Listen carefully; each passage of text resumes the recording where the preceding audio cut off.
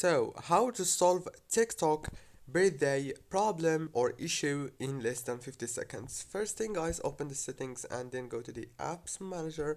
Open the apps like this, and now you have to wait a few seconds.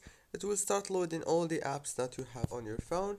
Scroll until you find TikTok and then click on it.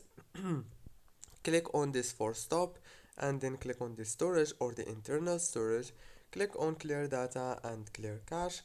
Go back again and now go to the wireless and networks.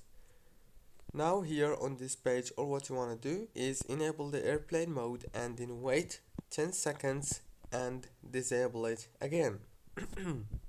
After you do this, now all what you want to do next is just open TikTok and the problem must be solved. Don't forget to like and subscribe, and thank you very much for watching this short tutorial. Thank you so much.